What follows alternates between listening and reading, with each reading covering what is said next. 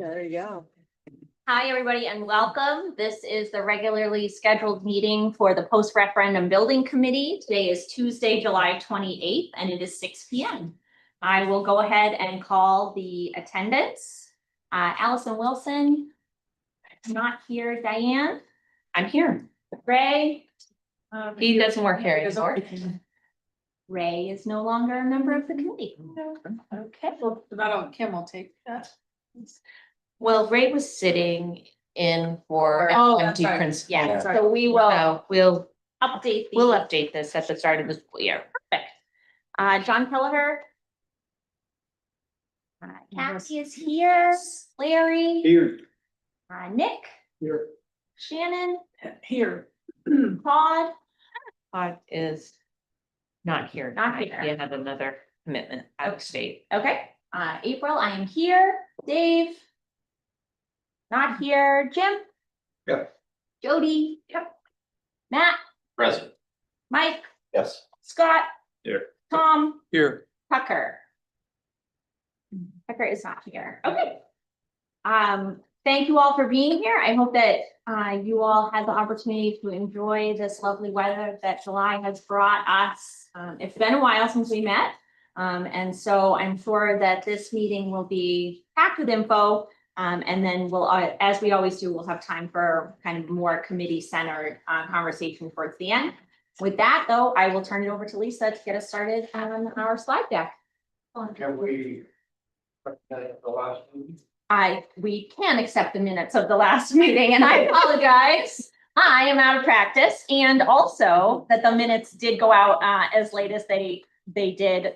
Mike had them, and then there was a delay in me sending them to Cheryl. And so that is completely and totally my fault. If there is a desire on the committee to table the minutes because they didn't go out until so late, we can also consider that. But otherwise, I will ask for a motion to approve the minutes of our June 2nd, 2026 meeting.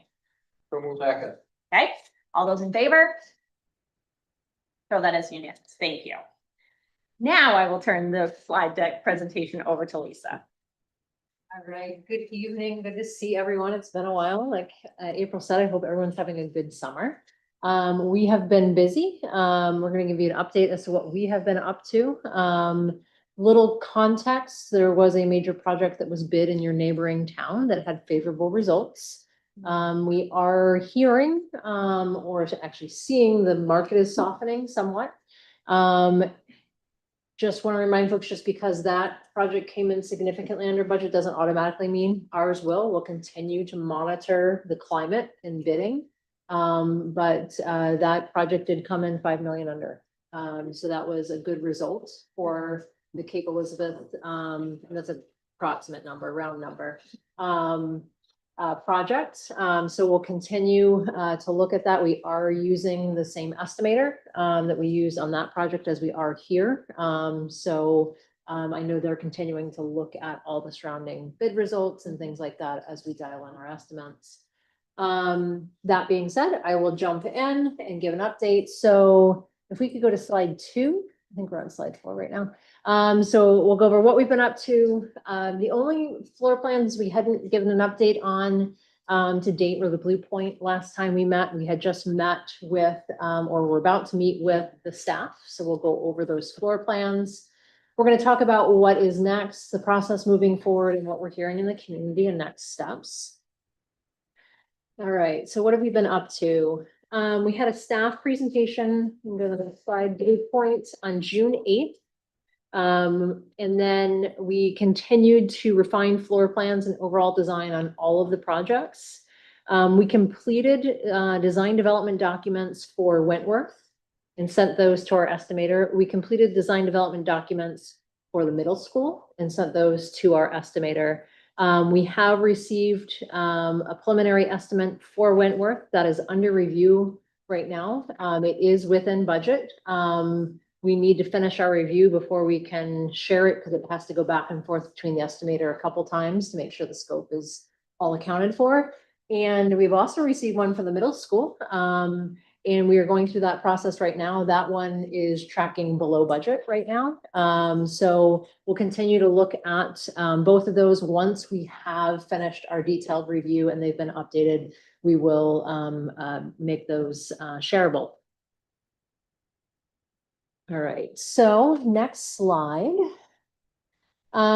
So continuing what we've been up to, following up on deliverables from contracted third-party consultants. So there's several third-party consultants that are being utilized, and later in the presentation, you'll see kind of why they're brought on, what they're doing, what their deliverables are, and what the cost for those third-party consultants are. But the geotech, R.W. Gillespie is the geotech engineer. We have preliminary boring logs, but we do not have the reports at this time. We did complete the DD set for Wentworth and the middle school based on previous geotechs that had been done at those sites. So we felt confident with designing the footings for those schools. We are waiting on the geotech for Eight Corners to complete that DD set. But still tracking on track. Design development. Yeah, thank you. If I use an acronym, please let me know if it's not clear. SME does impact surveys, hazardous material assessments. As of this slide deck being pulled together, we had 4 of the 5. I think they were sending forth the 5th one. We received them all. Okay, now we have received all 5. Main land development, so site surveys. We have the topographic site surveys for the schools that were requested. Right now we have the CAD files. We don't have the PDF files yet. So a couple different points of information. We are still tracking down with them, but generally have enough to keep the projects moving forward. And then we have received the wetland and vernal pool assessments from Flycatcher. You can go to the next slide. Followed up on the traffic engineer, LJB, formerly known as Grohl Palmer. They were to have, by the end of the week, we should have dates on when to expect the traffic reports. We have not seen them yet, or seen those dates yet. Wentworth Middle School and Eight Corners most likely need DOT permits. We may not need one for Eight Corners. That one's being under review with them right now. It may not trip. The number of increased trips may not require an MDOT permit. Blue Point and Pleasant Hill do not require one. It will just be town review. All schools, the consultant will look at high crash locations if they exist in the area, and what needs to be addressed from a safety standpoint. And they will also do they'll look at trip generations, preliminary left and right turn analysis, as well as they'll look at the design of the parent and bus drop off on the site and give recommendations for that. We have met with the town now 3 times since our last meeting. We had a preliminary meeting with the town to establish the people who needed to be at the meeting. And then we had 2 full meetings with town planning, code enforcement, fire, police, school representatives. We were such a big meeting that we had to reserve a room over in public safety because we no longer fit in the conference room over here. But really good meetings. We broke it into 2 meetings because we did the review, a detailed review of Wentworth and the middle school first, knowing that that needs to get out for an MDEP permit. And then the second meeting, we got into more detail on Eight Corners, Blue Point, and Pleasant Hill.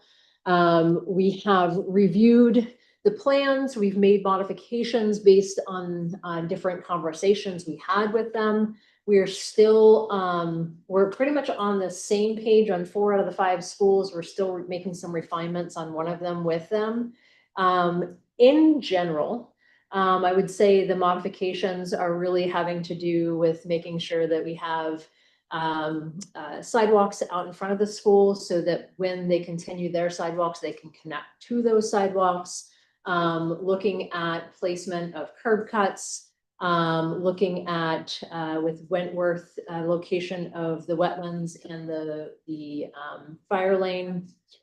We did specifically ask at any of the schools, would they be open to utilizing the fire lane for any drop off? And the fire chief said no, they do not want that used for any drop off. There will be gates at the end of the fire lane on both sides, and that will be controlled by siren Yeah. So that when they come up to that, the siren starts and it automatically opens the gate, and that is only used for emergencies around the building. So we did get clarification on that. The one school we are still reviewing with everybody is Pleasant Hill, looking at bus and parent drop off and all of that. So that is the one we are still going back and forth to look at revisions to make modifications there. So really great progress on that. I think we all walked out of those meetings feeling good and on the same page. We are doing our submission, so getting in the queue for MDEP, as well as that's going out at the end of this week. And then once we go back and forth and resolve things, we will submit the planning board so that they have all of them, and they'll decide what agenda we get on. They'll most likely break them up because there's so much to go through. It took us 2 meetings to go through all 5, so they imagine we might need meetings to go through that. I'm gonna pause there and take a breath. Questions? I have a question. So in terms of process, if planning board takes a look at the site plan and they have concerns or things that they would like to see, modifications that they would like to see, are we in talks with the town and the town planner? Yes. To streamline those so that this isn't 100% coming out of the school project, if it's kind of a bigger scope of like road improvements, or is that not kind of the purpose of bringing everybody together Yeah, no, I think from a financial standpoint, if that makes sense? I'll jump in to start. Yeah. I think, you know, I think the idea is to bring everyone in from town planning at this level so that they're like really scrutinizing what we're bringing forward. So that when it goes to planning board, because they Yep. consistently work with members of the planning Yep. board, they're pointing out those things or asking those questions so that we can have a really complete submission when we do go to planning board. That makes sense. And then the second half of your question in regards to like looking beyond the sites themselves, we really have only been focusing on like what's happening at the sites, right? Or like Lisa said, you know, the frontage on roadside to make sure that we're making complete connections, which we don't even have right now, right? So those will be really great upgrades for us. I think it's your question. Yeah, I don't know how many people have had the pleasure of watching many planning board meetings. I perhaps maybe am more versed than some, just in terms of sometimes planning board will make suggestions that I think would be beyond the scope of necessarily what our budget is, but would make sense from a town perspective to make Mhm. certain improvements or changes. And I just, you know, part of bringing people in and having this kind of larger conversation is just making sure that, you know, we are all talking, and that if planning board kind of goes down that route, that we're talking with the town as our partners. Right. On any kind of Yeah, for improvements or example- suggestions like that. For example, I forget who it was, I think it was the town planner brought up a grant that they were applying for to be Yes. able to do something in the future. So we were aware of it, that may be a betterment for the schools in the long run. I don't remember, I don't refer to the notes, but there were talks around those lines to where I think everyone was Try to fold those things in. trying to balance all of Thank you. Yeah, it's a very comprehensive team and lots of different lenses and perspectives Yeah. that people are bringing, right? Yeah. Because you've got, you know, people from the fire department, the police department, we had So someone many from the sewer department, Yeah. right? The town planner, and then, you know, peripheral staff that support that work. And so, you know, there's a lot of different perspectives at the table, which, you know, are certainly not the ones like I'll use myself as an example that I've had, right? At a table previously, so That makes sense. Yeah, I have kind of a follow-up with that. The town has recently produced this complete streets manual to guide future development and in all different ways around streets, sidewalks, to some degree, landscaping and all. It's not policy so much, it's not ordinance, but it's advisory, and I'm just curious if those suggestions within that complete streets manual, if that's come up at all, is that being part of the plan, right now. They haven't used that Planning. terminology, Yeah, they have right, not. but I'm It's- wondering if the concepts are there, right, because specifically around Sidewalks. walking, true. right, and Yeah. sidewalks and the curb cuts, right, because how many crosswalks are a reasonable number, those, that kind of level of detail. I think it'll more come out as you talk to planning. Yeah. But I just want to make, it's brand new, or the completion of it is brand new. Right. And I'd certainly, on a project of this scale, you'd certainly want to make sure we're trying to adhere to those suggestions and recommendations. Couple other things that, Yeah. we also, digested a little bit, or met with the fire chief was in that meeting. And so we made sure that building access for as it relates to fire, was comprehensive and having him, kind of sign off on, yes, this is a good approach. And then another element we talked about was, one of the newer ordinances in town related to, charging stations and the ordinance EV, following yeah. that, EV Yeah, charging. that's been So, good. we're looking at that as well. Mhm. So, Are we exempt from the EV charger No. or Yeah. not? No, we are not. This might be Good for to know. Diane and the school board. I have worked with state engineer on Payne Road and Gorham Road. He had a chance to observe Muzzy Road during the construction. He suggested to me that I bring forward that the school look at having the buses that can come from West Scarborough, Holmes Road, Payne Road, go up to Gorham Road, down to Muzzy, right on to Muzzy, right into school. Yeah, you won't be able to take a left off of Payne Road onto Muzzy anyway. That's being, That's already set that. that's way. already been set that way with the new traffic light. Oh, all right, Yeah, all right. but it's a great question, right? So obviously other people Well, were you thinking think about of it because they traffic put it backing into up. place. If the bus come up Payne, turn right onto Muzzy, Mhm. then left into the school, traffic tend to back up toward the intersection. Yeah. Where it'd be right in, right out. Yeah, and the good news is we're only gonna have like a maximum of 5 buses at that location anyway, because even though the school is increasing in size, it is still an under 400 student school. So, you know, in comparison to like the middle school, for Right. example, where there will be 20 buses and, you know, multiple vans. But yeah, that's a good question. Just have a question about the third-party vendors. Yeah. I know a lot of this information is still coming in. You just received a fifth report today. But I want to ask you specifically about the vernal testing. Because I know, at least from my experience in the last iteration of this committee, the turnaround was pretty quick in terms of review, analysis, and impact on project. Was there anything that came back in the vernal testing that would adversely impact? Not from vernal pools, no.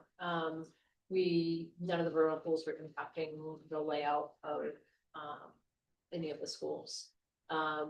We have better clarification on some of the wetland locations, but, nothing, I think the only modification really is just getting the fire lane around that addition over at Wentworth, and we're working through that. You think of anything else? no, I think Yeah. you're right. It's all right. All right, I'll continue on. We'll go to the next slide. These are really hard to see from far away. Maybe it's my eyes. So in the yellow, we have the anticipated permit approval timeframes. This is for MDEP stormwater. We, late June, we spoke to MDEP. We're waiting to hear back on a pre-app date. We plan to submit, those, drawings, late August, and then Pleasant Hill is gonna go mid-August, and, sorry, it should say late July, not late August, I apologize, that's an error, late July, so the end of this week, we are submitting the middle school in Wentworth. Pleasant Hill is going mid-August, and Eight Corners the end of August. These are the ones with MDEP. For the ones that we have to do permit by law, we they're a quicker turnaround. So then the ones that have the site law, which are in green, these are the late July. So this is Wentworth and the middle school. So those are going out Friday. This typically has around a 6-month turnaround. So these are the ones that we try to get out as soon as possible. And we do want to have a conversation with them. What we were able to do on a recent project is have kind of a third party or delegated review, which actually sped the process up. So once we are able to have a conversation with them, we will talk to them about that approach as well. That is a permit we have to have before starting construction. And then anticipated permit approval, so submitting to the town of Scarborough. We had our pre-application meetings, and then we are getting ready to submit. We'll start submitting drawings late July, early August for that, so that we get in their queue, and then we'll start to have those meetings. Next slide. All right, we're gonna go through the Blue Point floor plans. So this is essentially what was presented to the staff at the end of the school year. So on the next slide, you're seeing one half of the school. In the top left corner in a green box is the classroom addition. In the lower right-hand, I'll call it beige box, is your kitchen cafeteria addition. And then in between there's different levels of renovation in the school. What we are highlighting are the different design patterns that they have identified for us, outdoor learning and play. So having connections, having views outside as we make that connection from the existing to the new. 2 is ubiquitous learning. So there's different spaces where they can pull over and have impromptu learning in different areas in the school. And then something that was really important to them was the social development campfire space, so an idea where they can gather small groups together and learn from an individual. And that is kind of at the, as it steps down, the steps go down, you can see a 3 in the left-hand lower corner. We'll go to the next slide. This is the remaining portion of the school. You can see that 3 again, it's the same location. Not as much work happening in this half of the school. There is the orange areas on the bottom part of the page are major renovation areas because they're being reconfigured. And then where it says 1, that is where we're taking those portables down and turning that back to outdoor space. All right, the next slide, you're gonna see a suite of offices. And when we say suite, just meaning they're co-located together. This is several speech areas, instructional coach and ELL. And so you have the layout of those. Again, very similar to the other schools. So in these spaces, a lot of this is tall casework and furnishing in these spaces. And then you have the corresponding elevations. The next slide shows academic support for kindergarten, as well as the BCBA and psych office, which is a shared office due to the time those different individuals are in the building. And then you have their corresponding interior elevations. Again, tall storage, a lot done with furnishing. We have an OT-PT space, and this is in the addition. OT is occupational therapy, PT is physical therapy. They share a space. The major thing you see oh, you can go to the next slide. Sorry, I didn't say that. The major thing that these spaces require is a hook in the ceiling, which is welded to the structure. It essentially holds a swing for students to be able to do physical therapy. But there's also a place where they can sit down at a table and do different instruction with a teacher. And then one of the major drivers in these types of spaces is storage. There's a storage room as well as some tall storage in these spaces. They have some, I'll say, awkwardly shaped, like small trampolines, yoga balls, that type of stuff that needs a home. And you can see the elevations that correspond with that. The next slide is SLS. you elaborate on what SLS is, Diane? So that's a social life skills program, so it's one of our, high needs program in terms of students with the needs for more support. So this space has tables and chairs, but then there's also a lot of tall clothes storage as well as cubbies in this space. A lot of these students, this is the space that they reside in most of the day. Next slide is FLS, so this is functional life skills. This is going to be SLS, functional life skills, OTPT are all co-located in that addition so that they can support one another. This space has a timeout room off of it for de-escalating.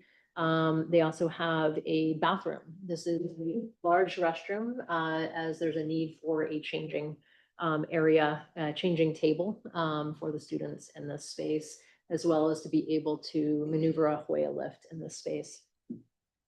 And then again, we have the storage components in the space as well. Next slide is art. Art is also in the addition.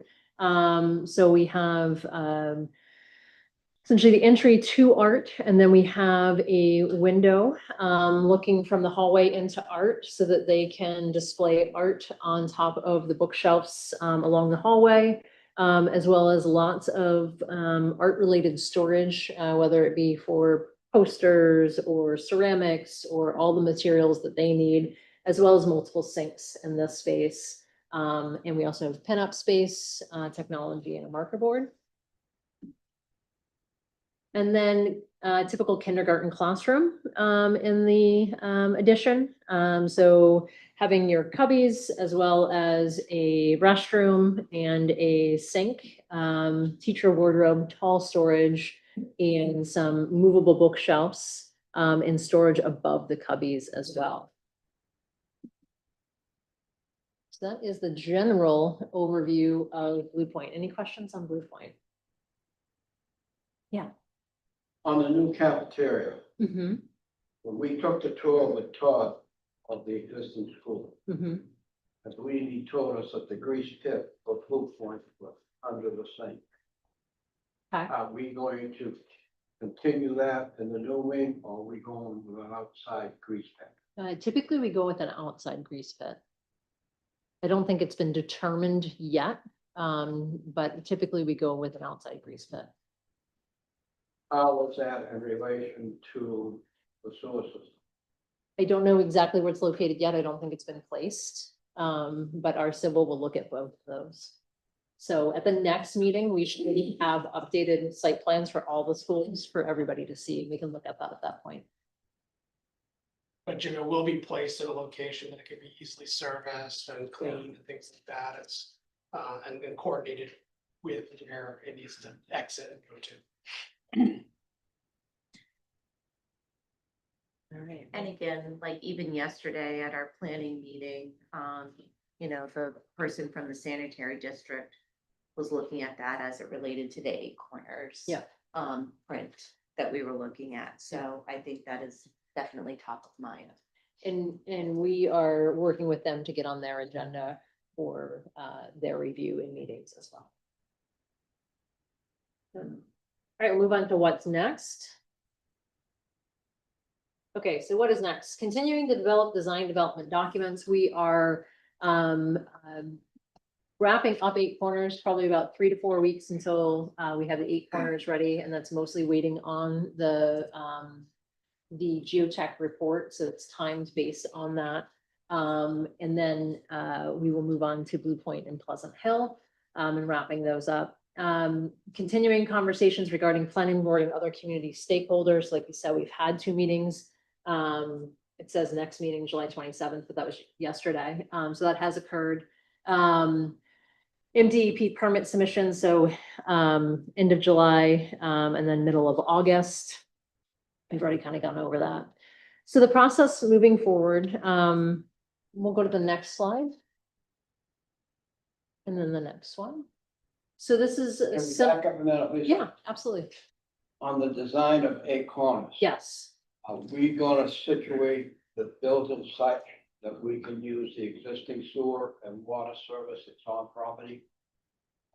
Thus avoiding getting a street opening for both of those. I need to look at that, Jim, to answer it accurately. So let me take that back and look at it. I don't recall off the top of my head, but we will look into that.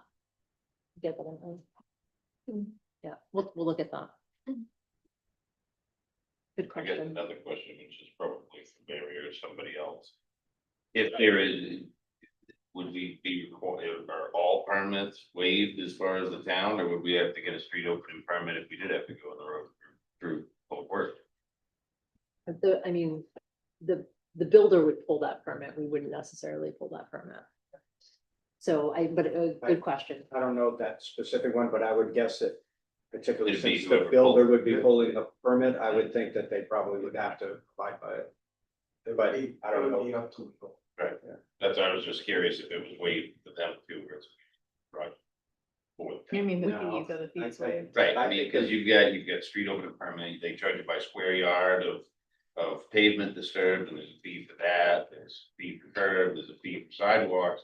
There's like a dozen different things that you're charged for based on square footage or square yardage that you disturb. I'll find out. And they can be relatively expensive depending on Mhm. how deep you are, how, Right. you know, like how much you gotta do it. If you can get in the same trench, you gotta get two of them and do it two different places, Yeah, far side, close side. my guess would be the logic on the impact fees was in effect.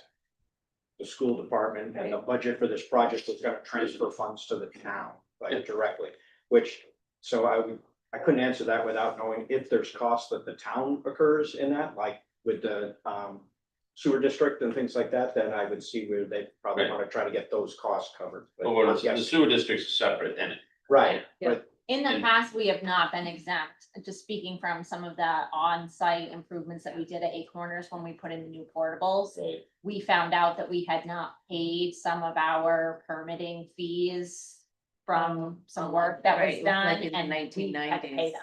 Yeah. And We- so That's my correct. recollection is that we, By the way. even though it's a like, municipal project, we still incur all the same permitting fees, which are separate from Two impact different fees. street Can't mix water and sewer together. Well, you Same problem. Hope not. can have a certain set of separation. Right. I mean, they're not gonna be on top of each other. The difference in an 8 foot wide trench for one and then an 8 foot wide trench for the other.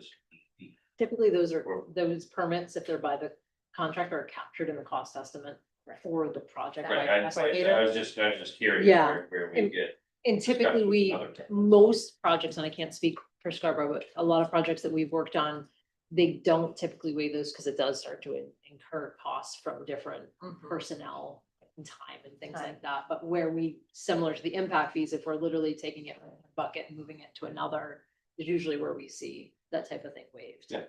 And I was looking at putting utilities underground too. I don't remember if Eight Corners was underground now, but they have Which you talking about power? power, telephone. Yeah, I have to look again. I believe they are underground. We'll look. I don't recall off the top of my head. Yeah. But we'll note all that when we pull up the site plans next meeting. We'll take a look at all that. You ready to move on to the process moving forward? All right, so generally, we've been looking at this roadmap. We are submitting the DEP applications this month, which is generally where we had predicted we would. We have completed the middle school in Wentworth DD. Eight Corners is going to slide into August. It looked like it was we were targeting the end of July. It really has to do with that geotech. And so all of them will slide out a little bit. We're gonna hold the end. So we're just gonna creep into the construction document timeframe we had. So want to make sure our DD, design development, is as solid as possible because that's what's going to be estimated. That's what we're really going to start basing a lot of decisions on.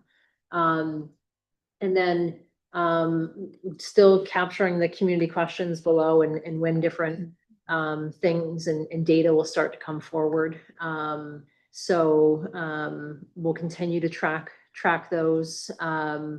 And some of them were waiting on input from like the traffic analysis. We're reviewing Pleasant Hill right now with the town.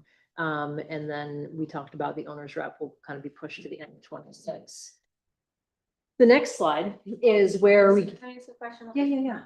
So, and maybe we talked about this before, but where the middle school and Wentworth, the construction documents bar is so much longer in terms of just the overall timeline, is that to coordinate with the other buildings being ready to go to bid? Yeah.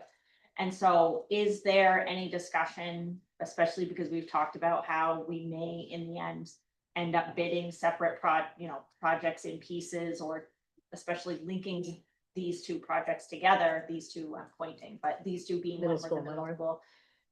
Like, is there any discussion about pushing the bidding process forward on those, or is it?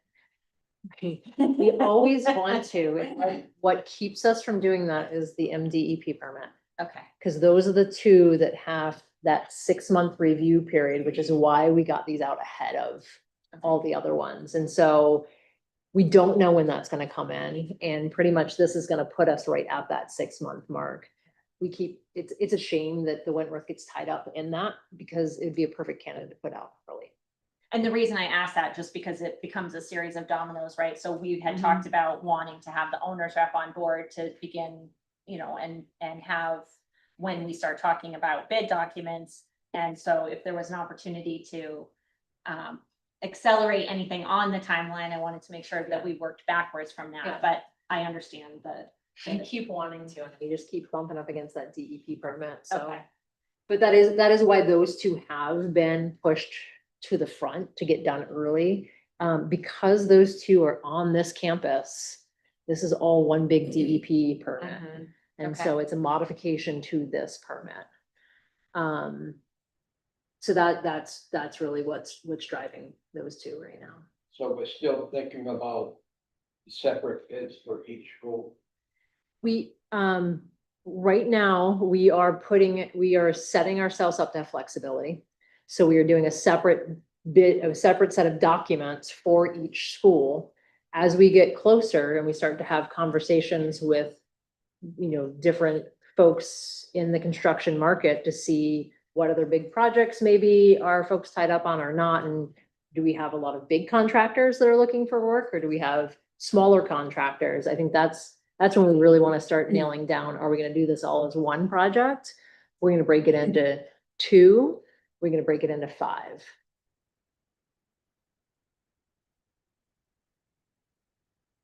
I still like to see it all go up at one time. I'm sorry, say again? I feel a lot more comfortable with all 5 schools went out at the same time. They can go out at the same time. But the idea is, would they all go as one project to one contractor? Or do they all go out at the same time, but they're spread into smaller projects because it's 2 schools and 3 schools or something like that? Does that make sense? I'd honestly like to see both split into 4, because I think Wentworth is small enough, they could do it with the middle school. I Lump that agree. I together. don't think we'd ever separate that one. And then have the other 3 separately, and then have them all as one lump The- thing, because how do you do a cost benefit analysis if you don't know the numbers? And the cost of the RFP would be minimal compared to what you could possibly save, The- either splitting it out. Well, or competitive bidding. there's a challenge with the public bidding. So there's a couple things. One, there are only so many contractors that can do it as one project. Right. So if all of those contractors are tied up as we get closer to bid time, it doesn't make sense to put this out as one project. I agree. It makes sense to break it up. I agree. If there are multiple available and we can put it out as a bigger project, that saves that's an efficient way of communication. There's less contractors that need to be coordinated with the school district, and there's less of this happening, and we have a much more kind of streamlined approach to the overall project, and they can coordinate subs across the sites, because in all reality, they're going to be sharing the same subcontractors. So that would be one scenario, but we'd have to really talk through it, and we'd actually have to get legal involved to see how would you put it out as, hey, you can bid on all of them, or you can bid on some of them. And then how do you determine who is the lowest bidder across all those? It gets really messy. So we have to make a call before we go out to bid, how we're packaging these. So would it be correct to say that like, this isn't a topic that will come up later this Yep. fall as we're Yep. getting closer to that? Yeah, and we'll try to pinpoint in this kind of the months that we want to start having that conversation, because it's not just gonna be a one meeting conversation. Right. It's gonna be something we talk at multiple meetings. Yeah, that's a great idea. Lisa, since we're still on the timeline. Yeah. I'm gonna transition just a little bit, and ask you a question about building designs. Mind you, this is coming from a person who doesn't operate in the construction space. Mhm.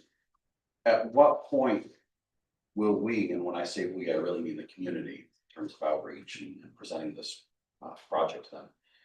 When are we gonna get to the point where we see mock-ups of, hey, this is what our construction docs have designed for building, this is what it's gonna look like. Mhm. You, the community who is paying for this, is it, we see this towards the end of the construction docs phase, or we see this after bidding, or even later? At what Yeah. point should we anticipate seeing that? There's a couple ways we can approach it. One, we want to get through design development on all these, make sure the cost estimates come back in. We don't ever want to present something that doesn't align with the budget, right? So that's definitely something post-design development would be the earliest. We will start producing some of those 3D images to be able to see those visuals. We can start pushing them out at that point, or we can wait until the final estimate, right, before we're going out to where we are pretty darn certain what this is gonna be and what it's gonna look like. Or we can wait until after bid, so we really know what was bid on. So I think that's kind of it's a political conversation too, right? Because you never want to show something that we ultimately aren't getting. It will, sometimes we do it in stages to where we'll show one in CDs so that we get a look and feel and we can respond and react, make any fine tune. But really when we start pushing out, hey, this is happening, it's being built, a lot of times it's post bid. So if we were wanting to go on a, road show similar to hosting meetings at various schools, we're really not looking to potentially do something like that until 2027. You could do it, hey, this is what we've been up to, this is where we are in the process. If you want to have sort of an interim, it's been a long time. This November, it will be a year since the vote. And we do have all the layouts of the interior of the spaces, which really are probably, if we were ranking them in importance, probably of greater interest than like, what is the facade of the building like, right? I don't know, I guess it Depends. I mean, some That's- people, yeah, it's the look and it's what feel your they want to interest is, see. right? Yeah. But like, what's inside, right? Like, Is there any harm in, I'm assuming you have exterior elevations that PCM's placing right now for DDs? Could we just share some of those? For the middle school, yeah, I think at the next meeting, we can start showing you what the exterior elevations look like for the ones that we finished ED at that point. Yep. Would that I check the mean, box? Wentworth is literally gonna be a copy paste. It looks Yeah. exactly Yeah. like Yeah, the other one. my question was really less for my benefit and more of updating the community and sort of, again, showing you what we've been up to. Yep, we can do that. Do we have the DD budget for Wentworth in-house already? ED budget or the estimate? Okay, well. Yes. The estimate, we have received it, we're still reviewing it. And so that's being reviewed with our engineers and our architects to make sure, because the first time we get an estimate back, sometimes it doesn't have everything in it. We're going through and making sure everything is accounted for. And then that goes back to the estimator, they make revisions and they give it back to us. So we have not yet shared that with the school district at that point. That's still internal to our organization. Okay. And so I guess the discussion about the estimate for Blue Point will be, what, September? Once you get that back to figure out what we're gonna do with the foundation. September, October, somewhere in there, yeah.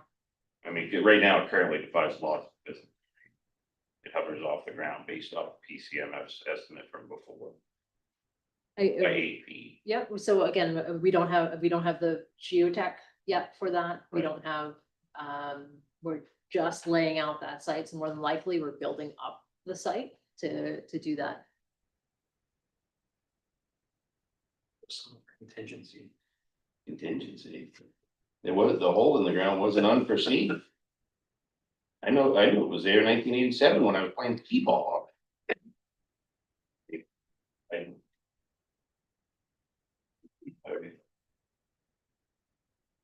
Because we also have to get a fire truck back there as well. That was the other thing we reviewed with the town.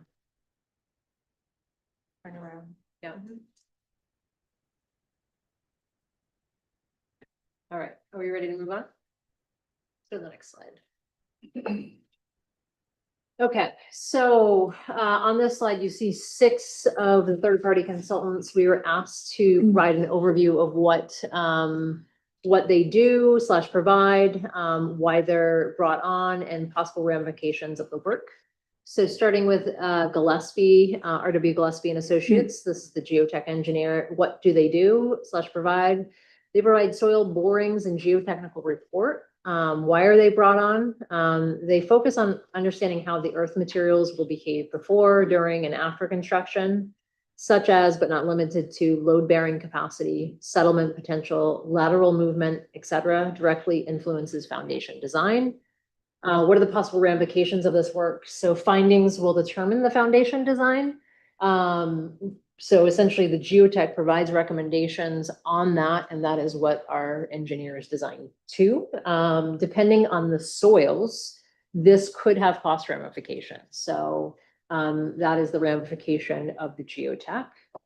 SME is doing the hazardous materials assessment. What do they do provide? They provide an impact survey, which is the report of their findings. They're looking at hazardous material testing, rough order of magnitude cost of abatement. They're providing drawings and specifications for construction documents that identify known locations and construction administration services. Why are they brought on? The school is required by law to provide an impact survey for any renovation and demolition project. It determines the extent of hazardous materials, provides a budget number for cost estimates, and indicates known locations for contractor to properly abate. Possible ramifications: extent of materials found could have cost ramifications. We have most of these reports back at this point. There hasn't been anything substantial that we have seen. We'll continue to work with them on their rough order magnitude cost for that and make sure that's captured in the estimates. Mainland Development Consultants, so this is the site survey. What do they do / provide? As-built information for the site. They provide an AutoCAD site survey, topographic, utilities, boundary, etc., in PDF documents. Why are they brought on?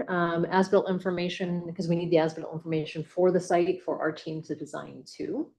And then possible ramifications of the work impacts site design.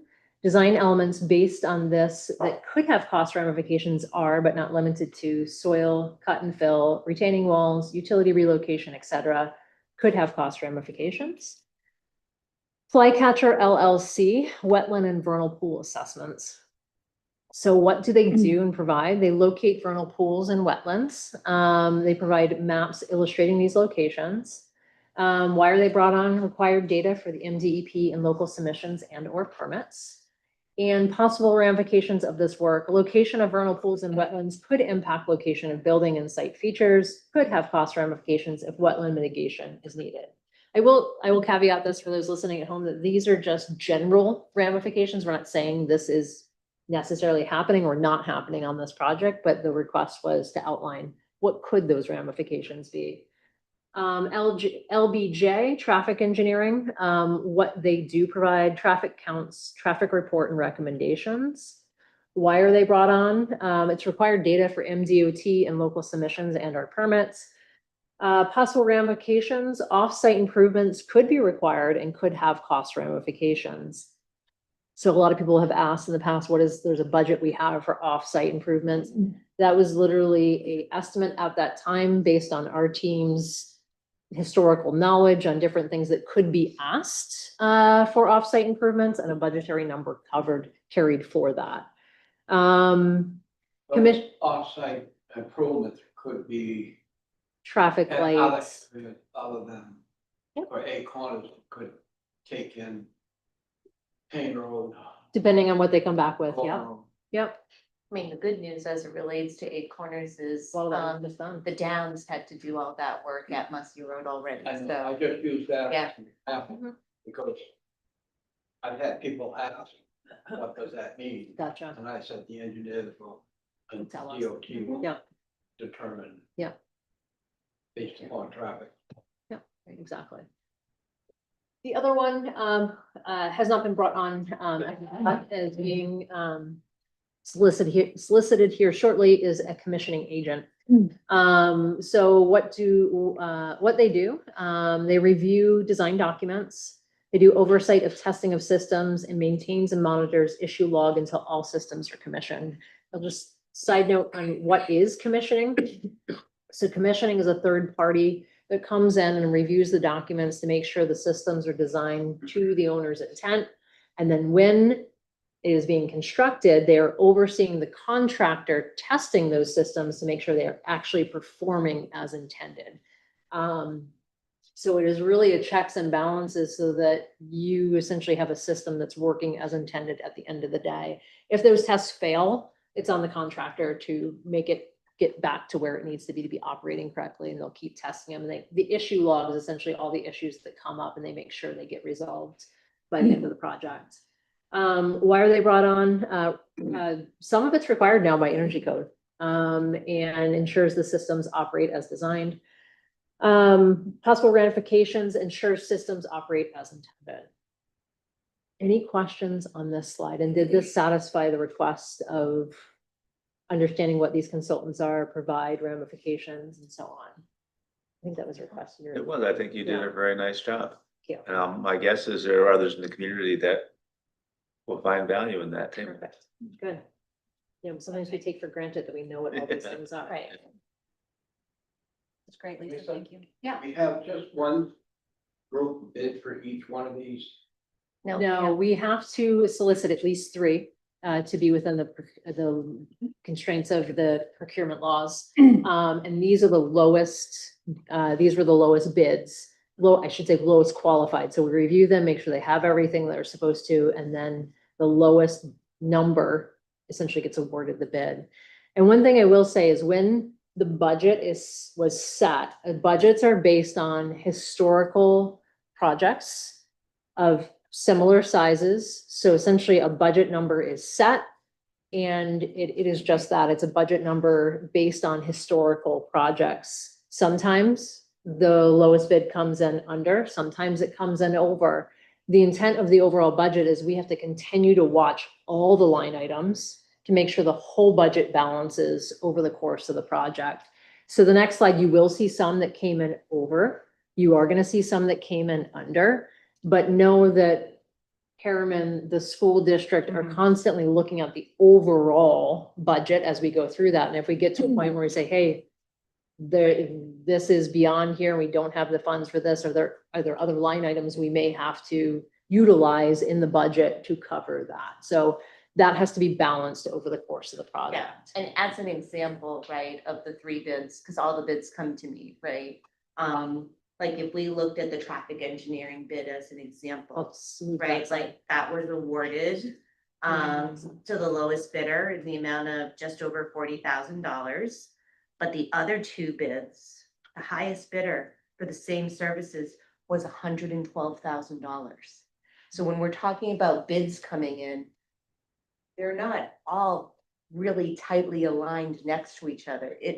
That was really eye-opening to me because I made some assumptions that the market is the market and bidders know what the rates are out there and that they would be close, and they clearly are not. Well, and like anything, there's probably factors like how busy they are. Exactly. Right, how much do you want? the Yeah, the work? big factor is. Right. Yeah. Worth for you Yeah. and worth for them. Right, Mhm. right. Two very different. But I think that's something that like when you only see the one bid, right? Like, oh, you're paying this much for this. What you're not seeing are the bids that got refused, right? Because we're going with the lowest bid. And one thing, this is the next slide shows, and I know some folks saw this when we sent around before the meeting, we caught two errors on this slide. Jamie, you want to speak to them? Yeah, flycatcher, the bid should actually be 4,900, not 4,800. And then mainland, should actually be 24,500. Yeah. Not 23,500. Looks like the wrong keys were hit on these. So we'll update the slide, but in our tracking log, those are accurate. And so when you see the consultant and then you see the budgeted costs and then you see what was budgeted, you see a line item. It says like 13.2 or 9.5. That's in the overall budget, what line item that was. And so because we were talking about third party, that's why we provided these. Just to kind of, you can look line by line, like what was budgeted for our geotech, the bid came in slightly under. Hazardous materials, understanding that right now, the assessment has occurred, but we're still, there's still a bid phase that will incur a fee for, so we'll continue to watch that one, right, significantly under. Mainland development consultants came in under. Flycatcher came in under. The traffic engineering is the one where we saw a bump up, much more than what was budgeted, as well as the construction phase testing and special inspections. I do want to caveat that one. What we do when we do, because geotech, you can see our W Gillespie, it's geotech, construction phasing and testing, special inspections. We put together the RFP, sorry, for the geotech and the testing at the same time. It's beneficial to have the same geotech in the project for everything. And so what they are bidding on is essentially, it's a checklist of all the different possible construction testing, and we give quantities for them to compare, for them to bid on apples to apples. So some of those that they're bidding on, they might be bidding on 6 tests of X. They may only need 4 when we actually get out to construction, but we won't know that until it's under construction. So we may not necessarily utilize all of that. So that number's the ceiling. Not always. They may come out and say, actually, we need 12 instead of 8. So it's literally to be able to compare apples to apples when we're looking at the 3 bids across. I will say that one of the reasons to maybe have less contractors is because the testing can be coordinated with, between a contractor per site, for all the sites, right? That one contractor might say, I need testing for foundations on this building, this building, this building today or tomorrow, and then they would come out, and so that reduces the amount of trips, as opposed to 5 contractors saying, I need one today, I need one tomorrow, I need one the next day. So those are things we're looking at too, and that goes back to why we are kind of considering like 1 project, 4-part projects, and bringing that all to the equation too, so. All right, so we'll continue to update this, and then any other line items that we're charging against here. What are we hearing in the community? We can go to the next slide. Can you back up a minute? I Yeah. got a question. Yeah. In the chart that we were given, Yes. it states that the committee would have oversight on design and budget. What is the intent of that line? Because personally, I feel that the committee should have been notified of the overcost for the traffic engineer. And we didn't find out until we got this packet.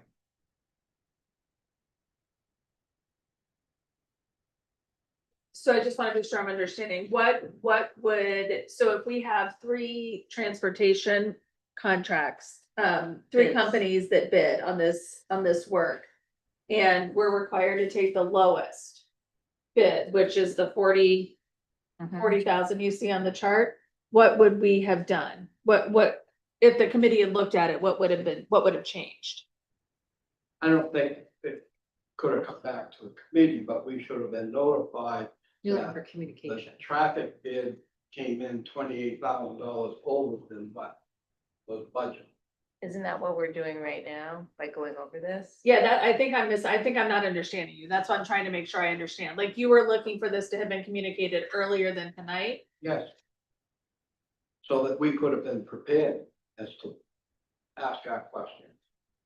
To minimum on the catcher if we have.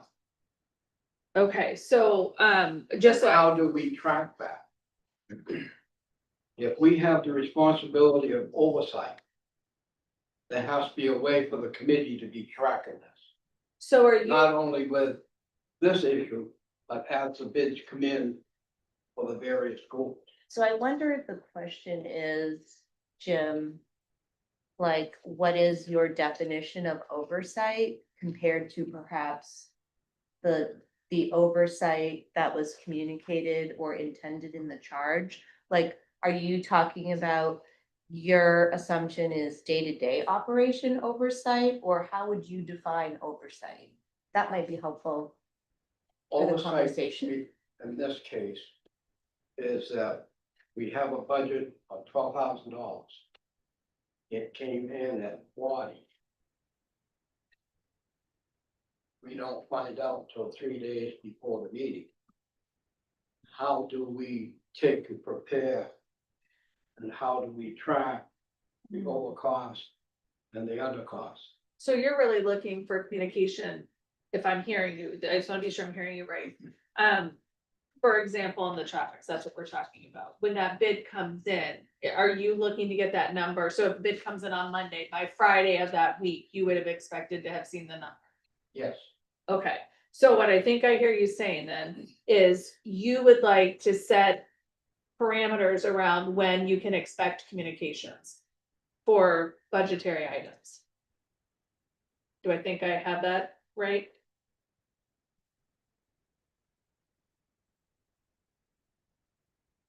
I'm confused. Oversight to me is we have a budget. We're responsible for oversight and guiding the school board. Right. If we're having the board or the administration, whoever, Mm-hmm. say, yeah, we're gonna go with this. And we don't know about it, don't come to the meeting, we don't pay attention to the packet. People on vacation. Then all of a sudden they come back and say, what happened? Why are we over? Yeah. My biggest concern is the way the economy is right now, Mm-hmm. of going over budget. Right, I hear what you're saying about that too, you know, and as I think about this specific example. We're required to have a traffic engineering Right. study regardless of the cost, Right. right? And so it's not like I'm in a position to come to you as a committee and say, well, guys, it's $40,000 for the traffic engineering study. Could you, yeah, Should like, we not do one? is And there, then not get our permits, like, we're bound by that, But if right? we had 4 contracted bid. Like you say, the lowest was 40,000, the highest was 120,000. Mm-hmm. That could have been over to us, we say, oh, okay, now we're gonna have to find $28,000 in savings somewhere in this budget.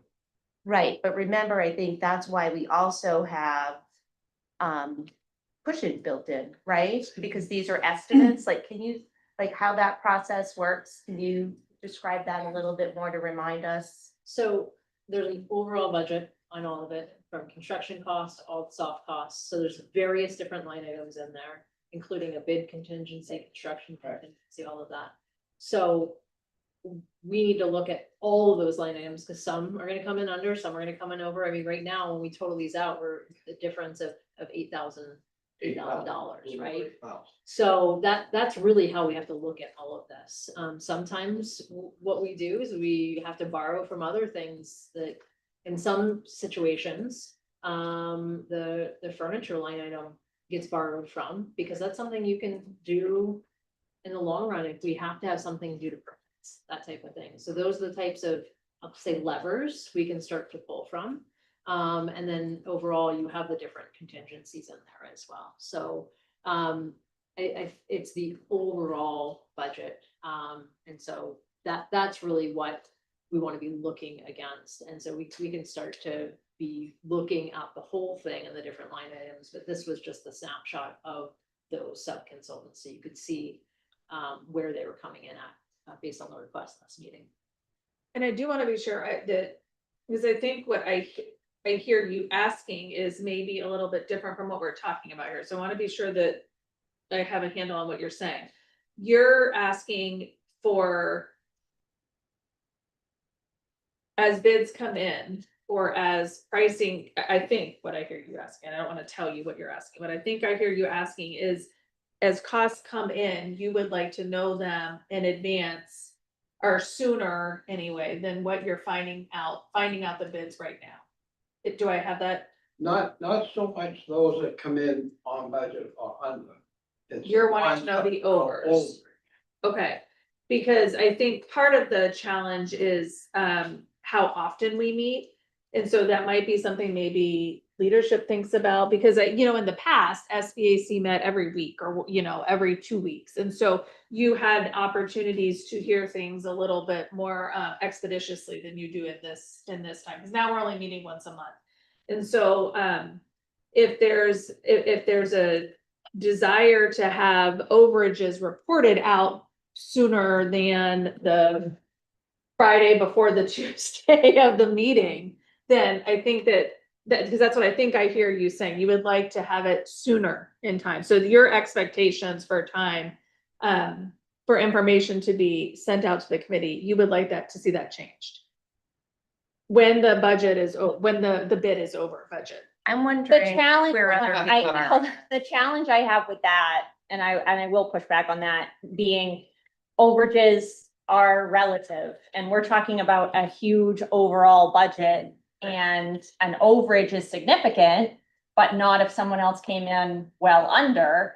So you really need to be looking at the whole picture, because I certainly don't want to sound the alarm that we're $100,000 over on a bid, only to find out that several of our other bid packages came back in our favor, and it's actually not gonna have that same impact. So I feel like we really need to look at the big picture. Who track that? I assume, We track that. in the school department. Right. So I think that's what I'm looking for here. is who is responsible for tracking the ongoing Yes. overages. So I The think, school department right, is, so I would because we're defer- managing day-to-day operations for the project, exactly. right? And I guess I'd like to hear from other members of the committee about this, because I want to be sensitive to making sure that we're keeping all of you updated, but also proceeding at a timeline, right? Because I don't want to have to stop and delay and have a meeting. I don't think it was ever assumed that the charge of this committee was to vote on each of these unique items.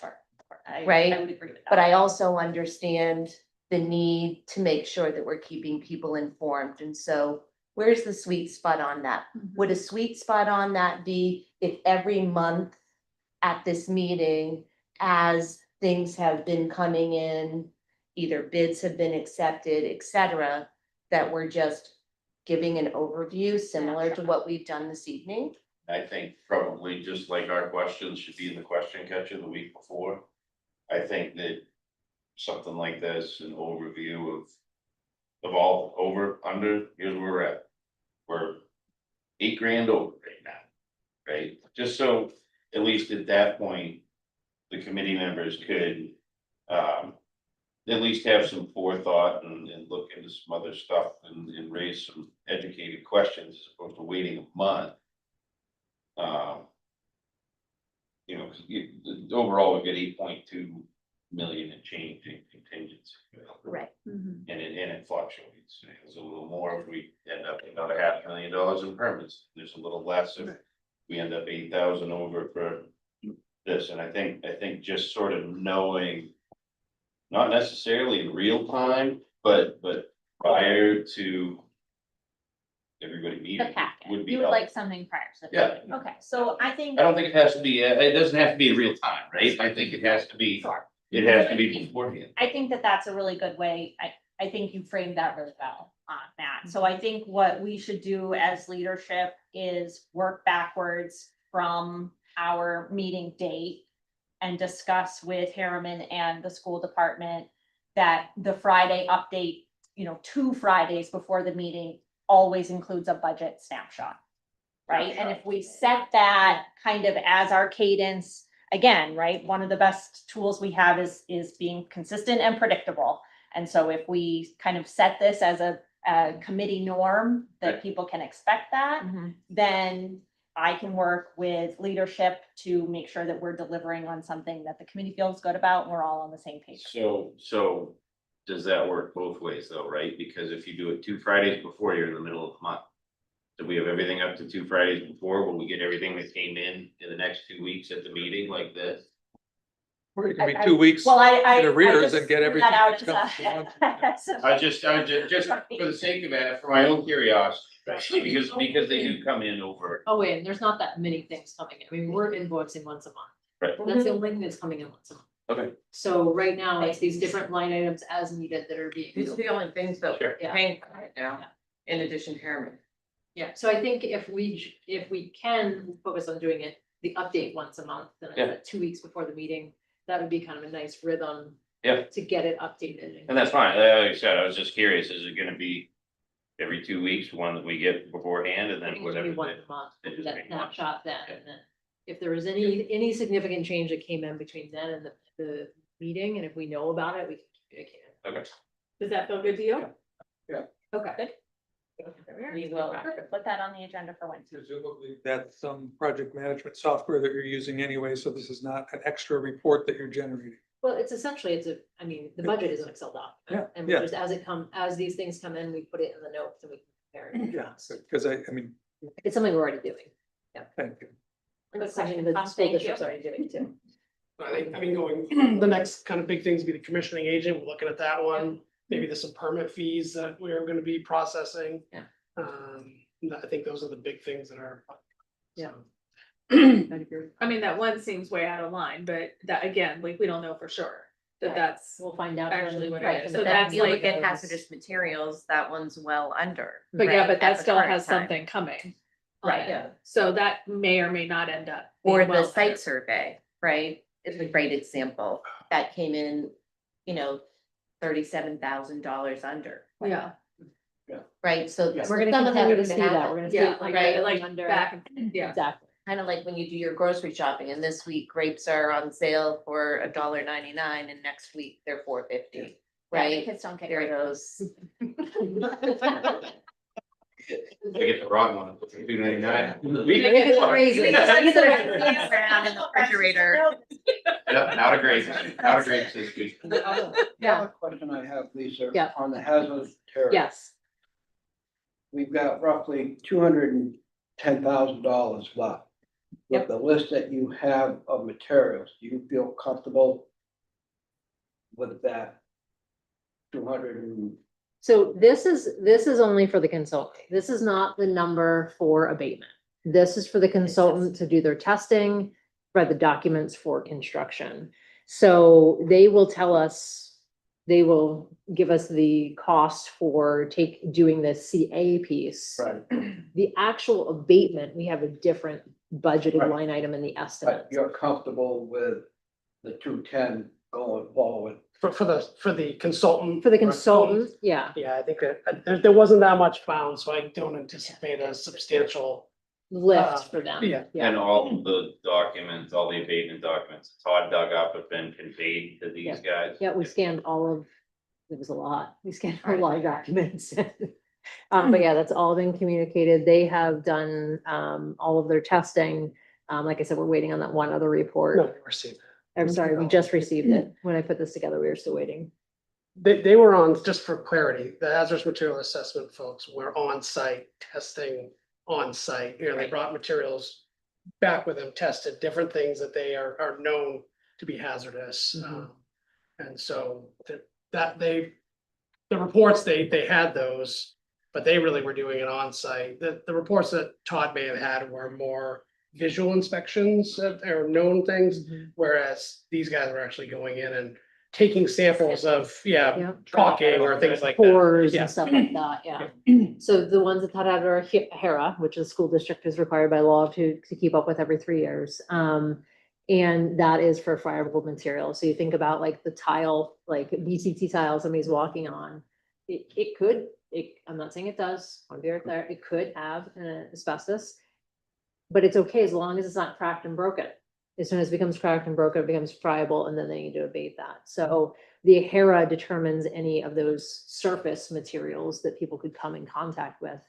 This impact is really looking at, if we are demoing a wall, they're looking at what that wall is. Does it have materials that may have those materials? So the contractor doesn't disturb it without abating it, because then it becomes a really big issue. So. Okay, other questions? Okay, we'll move on to what we are hearing in the community. All right, so, discuss requests made by committee members and process for determining next steps, discuss what building committee members are hearing in the community, and then information requested at the last meeting. So kind of take those off in bites, and then I'll pass it over to April for some of the question catchers. I'll start at the bottom here. There was a question asked about the cafeteria capacity for the middle school, and what is the existing versus the proposed. This capacity is based on square footage. And so to caveat that, it's essentially looking at a number of square foot per pupil. Depending on what furniture is bought, how it's laid out, how many seats there are, it may differ. But when comparing the square footage, the capacity for the existing is 264 and the capacity for the proposed is 357. So that allows in the new, the school, the ability to be able to do 3 lunches or less. Which is huge compared to the 6 that they have right now. Well, and again, right, like in the middle school cafeteria currently, right, we're not even able to utilize all of the space because we have music programming in part of that. So of that 264, that elevated area, they can't even use because it has all the percussion. So it's even less. Yeah. Right.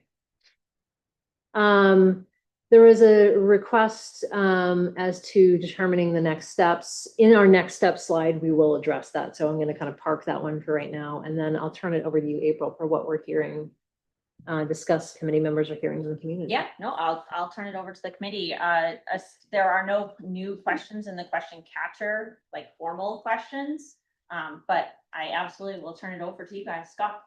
I'm just wondering what came of that music teacher's request about the rectangular room. We talked about that at leadership. So for the purpose from my role in it, and then we can actually discuss the content of the question. I have not captured that and put it onto our new question catcher yet. And I knew that that was an omission when I sent this out as a draft, simply because I just wasn't sure how to capture it. And I wanted to talk to leadership first. But that is, that will be captured and reflected on the question catcher regardless of outcome. But I will turn it over to the administration for an update. Oh, gosh, I sent you the Yeah, email. Okay, So yes, go and now, ahead, and I was Shannon. gonna link I provided the Diane's. information and I was last gonna month, link so it's Diane's a email. little dusty on my brain Yeah, at this no point. worries. So the 8 Corners is somewhat of an outlier because it has the highest projected enrollment, which is expected to be 300 students. And when you look at the range of students for a music classroom, that's considered like a small range. So a small school. So in the current enrollment for 26-27 is 223 students. So that is well below that size that was asked of us in the last meeting. That's actually a size for a 600 student room. So 600 student school. 600 student school. So the top projection is for the school is 380 students, and we cannot know for sure if we're gonna actually get there or not, right? So the current plan for the music classroom size is 776 square feet, not including the storage room. That is 100 square feet larger than the current 8 Corners room that also has no additional storage. By comparison, Pleasant Hill is planned at 725 square feet. So we are within the realm, within the guidelines for the music space. So the music, as a staff member noted, the planned middle school room is substantially larger at 1,357 square feet. And that generally aligns with the guide's recommendations. For a middle school of our size, the recommended music space is 1,600 square feet, so twice the size recommended for elementary schools. So it's hard to have a comparison of 8 Corners to the middle school because those are 2 different sets of guidelines. Right. So all of this to say, yes, we are working within the parameters of what we have with these buildings, but they are, the square footage that we have does meet the guidelines given the enrollment that we currently have and are projected to have.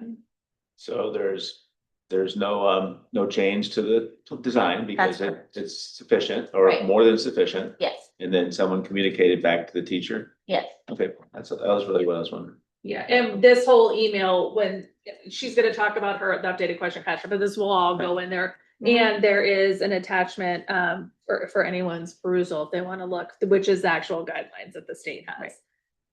I just wanted to make sure she was heard. Yep. We Yeah, took care- and I- We and took I care of it, so we Yeah, and I did. think to your point, Scott, I think it's a great model for the question catcher. So Scott had sent an updated, much more professional, what people actually use within the industry in terms of tracking large scale projects, Excel sheet where we now can have drop down categories, and it is much more of a tracker rather than just an open Google Doc. And so I took what Scott had sent, as I took what Scott sent, it began to grow and grow and grow as these things do. I added what I hope is beneficial for both the community and our committee, are some definitions and some guidelines that I think will help people to fill out the question catcher so that when we are categorizing our questions, you have a reference and we're all using the same reference every time.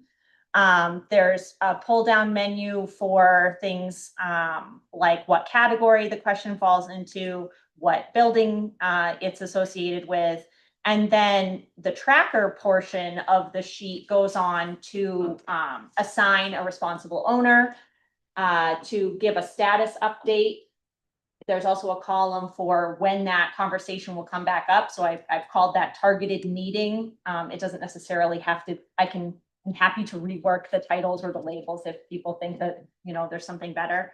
And then there's also a space at the end of the form for whatever response was given. And if there's documentation that I can link to this tracker to support that answer, then I will go ahead and link that there as well. And so I hope that this is a tool that, again, just builds consistency and transparency. And as we start to use it, hopefully everyone will find it kind of intuitive. And if it's not, and you want to give me that feedback, I'm more than happy to make changes. When I sent it to the committee on Friday, I did leave it as read only because I'm still making tweaks and modifications to it. And I was just afraid if everyone got in there and accidentally deleted a column that I might not notice and then it would be too late. Stress provoking. Exactly. And then so kind of to wrap up what I have to say about this before I ask for feedback is the next step of this, now that I've kind of soft launched it to the committee, would be to go back to leadership with this and ask for Harriman and the school superintendent or staff to help with aligning these questions on our roadmap. And that was kind of the piece that I am going to leave to the professionals in terms of answering exactly where these things fall on our roadmap. But what I heard from the committee in the past is that, we would really like to know when the target date is to address some of these things, just so that we feel like they're not just going to get dropped into some question sheet and forgotten about before they become relevant. That sounds real complicated. Have you opened? Is there a simple process for a young man? If you would like to, Jim, and you don't want to use the new log, you go right ahead and email your question to me and I will drop it in the log for you and then it's visible to everybody. I did also assign each question a question ID number so that we can reference the question ID if we want to, and that it will go from this very start when we were asking questions like, are we always gonna meet on Tuesdays? All the way through to when we're really in the nuts and Because my bolts. computer person ain't coming back till October. I'm always happy to help you with that kind of stuff, Jen, no problem. Well, I think you did an excellent job. Thank And I love the dashboard too, so you can see the summary. And I think it answers all the questions, so we can all stay connected. It's good. Again, if you want to provide, you know, nuts and bolts feedback, I'm happy to have it. Larry gave me some great suggestions.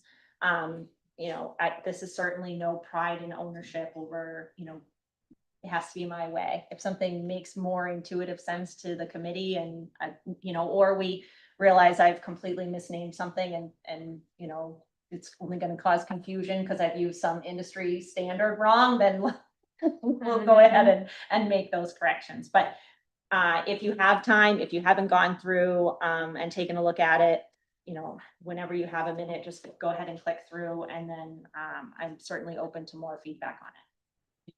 And otherwise, I think once I meet with leadership and have them help me align the questions on the roadmap, then I will figure out how to make the submission columns editable for everybody. And then we'll lock the other columns in terms of, you know, who they're assigned to and when the timeline is. And then everyone will be able to submit questions directly to the sheet themselves. Great, thank you.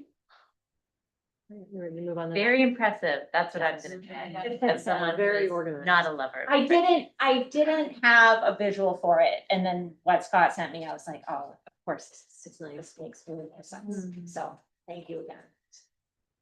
All right, we'll move on to next steps. I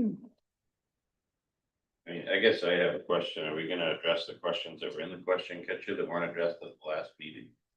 Are there questions in the question catcher that were not addressed at the I last had a meeting? couple of them. Sure. I know that it was in your, whatever, it was in the minutes there, but they didn't. They were gone. It was one of the, I mean, I watched the whole meeting today. It took me all day, but I got through all 2 hours. And, you know, there was discussion on how to address them. Yeah. There was a discussion on the metric to address them, but I didn't really hear any questions in the question catcher. Like I brought up one, there's no dumpster pads. Like Not I yet. didn't see them in here, Not, in the budget. they're accounted for in the numbers, but they're not shown on the site. We're literally putting them on there right now. Okay, yeah, I didn't notice them in the Yeah. budget either, maybe I overlooked it. But, and like Pleasant Hill, there's an area, it doesn't seem that the topography was used at all in the preliminary budget that PCM. Because there's an area of Pleasant Hill that would require a drop wall. As It will well, require what? a drop wall as well. You mean It's like a stone retaining 4-foot wall? Concrete wall. Yeah. And to get to virgin ground, it'll be all of 6 or 8 feet. Yeah, there's 2 retaining walls on that site right now. Well, So in that- the proposed. But your foundation at 4 feet would still cantilever over the void beneath it. So is that gonna be filled too and built on filled ground? I don't know exactly what you're talking about per se, but It right behind the portals that are coming out. Yep. That back corner of the building. Yeah. Right behind the corner, the sledding hill, right, the sledding, that's me filled. it's gonna be filled. Yep, And then the building's gonna be put on filled ground. yes. Okay. All that's getting leveled so that you can have your play areas right there, because we had to preserve all that forest in the back. Right. And so there's a retaining wall on both sides of that site. I've never been a fan of things put on filled ground, because they seem to settle and collapse. Number 8. All of that will be reviewed by the engineers. Matt, to your point, if there are other questions on the question catcher that haven't been answered, I wanted to make sure that this didn't crash and burn before we invested more time into it. Right. And so now that I have consensus of head nodding, I will go through and make sure that we carve out time at leadership to just go through and make sure Okay. that if a question hasn't been answered, that we plug it in on the roadmap. Yeah, so And if like it some has been response, is answered, like, is this a request for more information? No, this will be discussed at our next meeting. Right. Was it? So, Okay. not that I But was we will- there. So we will go through, so we can go through and make sure that what you're looking at in the new question and action log Okay. reflects what has actually been discussed, what is still pending discussion, and what is closed. Okay. Good? Yeah. Okay. Anything else before we move on to the next steps? Okay, there was a request to have sort of a look ahead as to what's coming. The way we approached this was really looking at, okay, what do we anticipate talking about at the next meeting? So we've outlined that here, what to expect at the next meeting. As of right now, our intention is to talk about the design development and permit submissions, and where we're at on those at the next meeting. Sorry, I got something on my lip. And then the outcome of the we're intending to have the geotech by then. Pending that we do have those with time to review them, we will be able to outline what we are seeing in the geotech reports, as well as the estimates for Wentworth and the middle school. Right now, that is the intent of what we plan to get into at the next meeting. That next meeting is scheduled for August 25th at 6 p.m. I don't know that we have confirmed it is here. No, we have confirmed a location. And it will be here at 6 p.m. on August 25th. Yeah. Rather than have the meeting August 25th, in order to get back on schedule, why don't we move it up to the second Tuesday of the month, which we all agreed to, that's when we would meet. In 2 weeks. We won't have that information by then. I mean, we can move it out to September and get back. That's on what I schedule. meant, what they say, August, You said August, Yeah. yeah. September. We can move it to September 8th, is that what you mean? Is that you said the second Tuesday? Second Tuesday, Yeah, that's what we September. agreed on when we first met. This is that we second meet, Tuesday. Be the second Tuesday. Yeah. I don't have any objection to that. I actually have a conflict on August 25th and was gonna lead on my right-hand man here to run the meeting in my absence, so you're gonna be out of town. Right, Okay. So I believe Jim has made a proposal to move the meeting. We have a. Yeah. Meeting Ah. from July, from August 25th. Well, There- we there's a have conflict. we have a Chairman conflict. has Can't do conflict. it. Was the 15th. Then we move towards the second. Well, do we do the 25th? And then do we look to get back on track in October? But I think our leadership can't do the 20th. Yeah, we have two. Yeah, we got 2 people missing. I mean, You're both missing yeah, on the I 25th. didn't, I thought you Tom and I were- did not coordinate on that. Are you missing on the 25th or are you missing on the 8th? I'm just saying on the 25th. Oh, are you missing on the 25th? Okay. Yeah, What about the first? Yeah, What what about the first? Hello, what about September 1st? Isn't that- That's not Labor Day. that li- We have a conflict.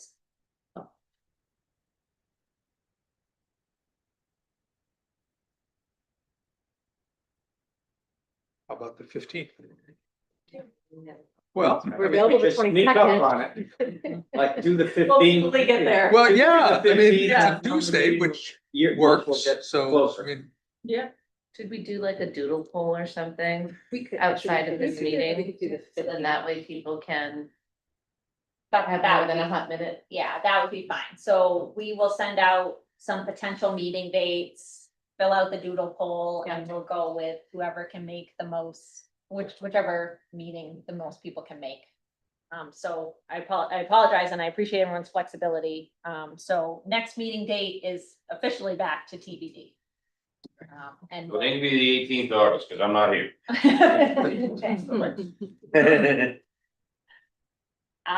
Before we move on to public comment, the only other thing that I wanted to bring to the committee from my perspective is Allison Carrier, the town communications director, reached out. She puts out a newsletter that is specific to committees. And each committee is asked to give a update of what they've been working on and what they have coming up. The submission deadline for that is Friday. I am happy to, it's like 250 words. I'm happy to draft something, share it with leadership and then get that off to Allison. But I just wanted to give everybody a heads up that Allison had made that request. If there's anything specific that you want to make sure, that gets included, just shoot me an email. But otherwise, I will give a general update as to our meeting cadence and what we're up to, and provide the community with at least a little something that, because I'm sure people are feeling a little bit disconnected. So this is a good opportunity for us to access that town side. And then I also think at our next meeting, whenever that is, we should have a robust conversation about some communication moving forward. Because I think to the community's benefit, we don't want people feeling disengaged or, disconnected from the project. There's probably an opportunity to strike while people are really engaged as we roll back into the S word, which I will not say. But that is when people probably read all the newsletters and things the most. And so I think that we should probably, as a committee, start to talk about what our communications need to look like, what our communication strategy is, and who is willing to kind of lend a hand on all of that. Because I'm happy to do write-ups or little articles, but when it comes to what the communication looks like coming from the whole committee, I think we need to establish like a some. small subcommittee. Yep. So I will offer that as something for an agenda item for our next meeting. Okay, with that, does anyone else on the committee have anything else they want to bring forward? Jim? Shannon and April already know this. I have let all the people I've worked with through aspect 1 and 2, those I started with this group, that any questions they have, I've referred them to the administration or to the school board. I have some issues I'm gonna have to deal with. I'm scheduled for a capitalization 28th of August. And I may be laid up for a while, depending on what they find. So I did want the administration to know that I did do that. I didn't give them your email, April, because I hadn't talked to you. If you want them to contact you, I send out your email. So if I have to have surgery, I'll be out 12 to 16 weeks. They've already told me that. So I just wanted the group to know, especially the administration, if they start to get inundated with questions. Well, thank you, Jim, and obviously we'll be thinking about you and hoping for the best, for sure. Let us know if we can do anything for you. I will. I can help you get set up with remote access. I can bring you a casserole, that's what I can. I cannot help with that, by the way. I'd say a zucchini cake would be a Yeah. primo thing. It was delicious. No, Thank you, Matt. And you can- Please thank your wife. I will. Anything else from the committee? Public comment. Yeah, I'll go to public comment Yeah, next. I just want to make sure we were One good. thing I'd like to add is I've heard from multiple people in the community, like everyone's kind of getting anxious and a little nervous, I think, on pricing update. We're coming up on, what was it, last fall, I guess, was probably the last like true holistic estimate in totality. So I don't know if it's possible, like the next time that we meet, if it's the end of September, would it be possible to potentially get, a total project estimate update then, We won't have all the estimates back by then. end of September? Let me look ahead here. It's probably gonna be in October. Okay. That we would have all the estimates back, reviewed, ready to say, here's where we're at. Whether we're Yeah. here or here over all of them.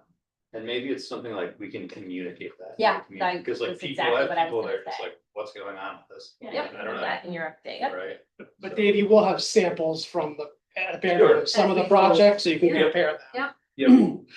And there may be that, it might be, like in all these others, might be under here, over here in the collective, or, because that's essentially how we're gonna look at, we have to deliver on all of these across that.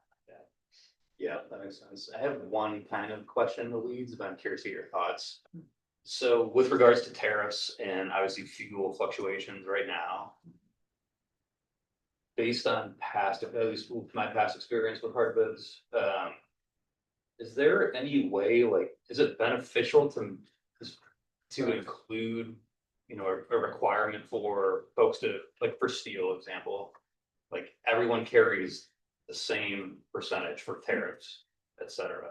Because like, I don't know, I'm just trying to think and like advocate on behalf of the town, like making sure we're getting everyone apples to apples.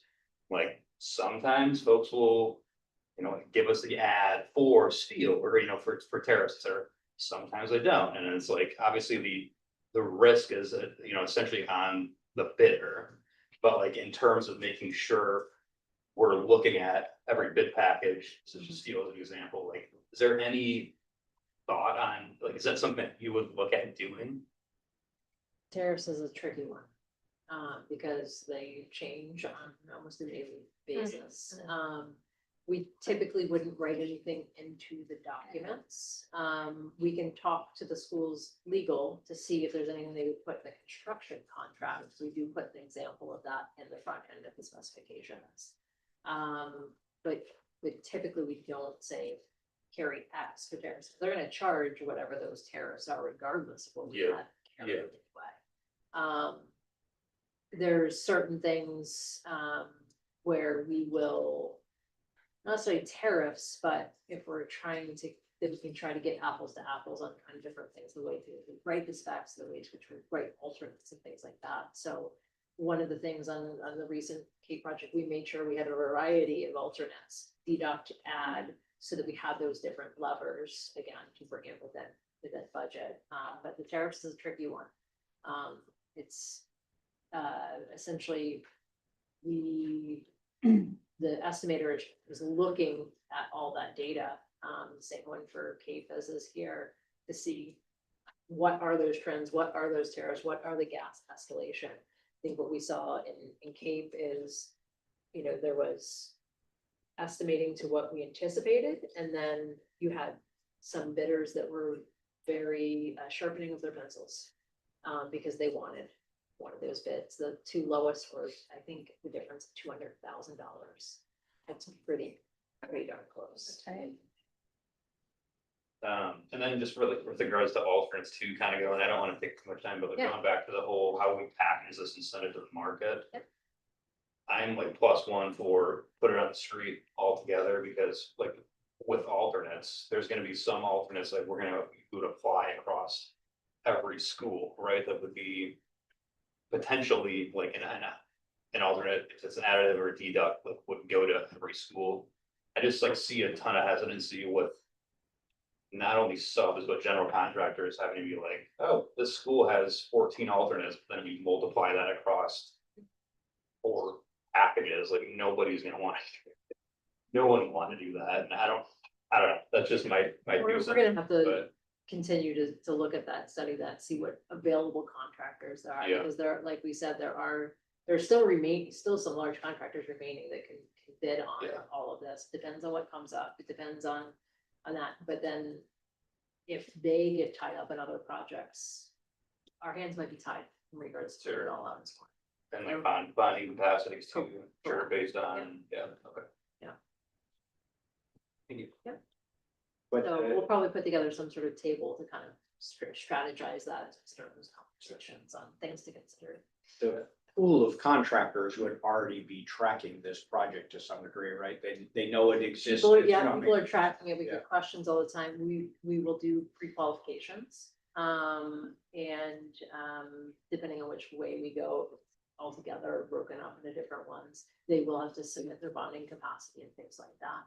Their history, similar size projects, stuff like that. Can I just follow up to Dave's first question? I just want to make sure I'm accurate with this. So the report out that I would do to town council from tonight was going to include a comment that Wentworth and the middle school estimating, not bidding, estimating is tracking within or below budget. That's accurate, and to go that far with the caveat that it's estimate, you know, it's not hard bids. I hesitate on reporting that out yet. We haven't finished our review. Okay, that means it's not until August 19th, so I can get back to you on it. Okay, we, let's touch base before then. We could probably communicate that one way or the other at that point, but I just want to be careful of our engineers haven't fully reviewed the Yes, estimate that's right. yet. And so, you know, at first glance, yes, we compare bottom line. That might what be it's looking something like, that but we there can may be update things at that a have been leadership meeting, and then Right, April yeah. can Yeah. put in her Friday communication. Yeah, exactly. Thanks. Anything else from the committee? One more thing. I'll be Certainly. quick, Go for sorry. it, Dave. No, Um, questions? What do we as a committee, like, let's just run a hypothetical and we get the DD estimate and we're, whatever reason, we're way over budget, like, what do we as a committee have at our disposal to help mitigate that risk outside of just like contingency line items within the estimate? So I'll start with what we do. If we see it comes in, let's say hypothetically way over budget, we will come forward with recommendations to get it back in line. And a lot of that normally that has to do with scope modifications. And so that's where we would start before we start touching contingency. And so making sure that we get the scope back in alignment, understanding too that it's DD. And so sometimes it's okay, let's split the difference. Let's get it halfway there through modifications, come up with a couple alternates. And then on the next estimate, check. And it might be that we have to dial back a little bit more to feel comfortable to go out. Yeah, and will the committee then have visibility into the VE process? Like, We would should come go through forward that, to or- this committee with here what the recommendations are. That would be a conversation. I think that's what I was looking for as kind of that oversight responsibility was more around Right. examples like that. Yeah. Great. Thank you. Everybody good? Okay, at this time, I will open it up for public comment. If there's anyone online or in the room wishing to make public comment. Like, I just wanted to tell you Tucker's online for your attendance. I did see You saw that. him, yeah. Okay, seeing none, I will close public comment. At this time, I will ask for a motion to adjourn. So moved. All those in favor? Thank you, guys.